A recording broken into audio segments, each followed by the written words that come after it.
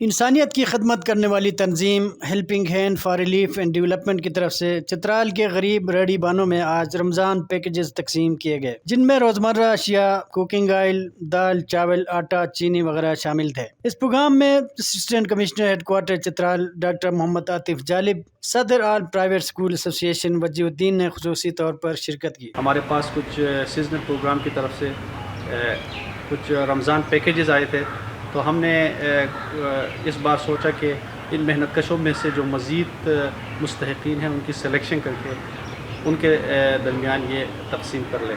تو ہماری ٹیم نے بڑی کوشش کر کے یہ کافی زیادہ ہے، ان میں سے سلیکشن کر کے کچھ لوگوں کو کچھ لوگوں کو یہاں بلایا تھا۔ یہ اصل میں یہ وہ لوگ ہیں جو اپنی سفید ریشی کے باوجود، اپنی تمام تر جسمانی کمزوریوں کے باوجود یہ مارکیٹ میں موجود ہے، بھیک نہیں مانگتے، محنت مزدوری کرتے ہیں اور صبح نکلتے ہیں، شام تک محنت کر کے اپنے گھروں میں جا کر اپنی حلال کی جو روٹی ہے وہ کھاتے ہیں۔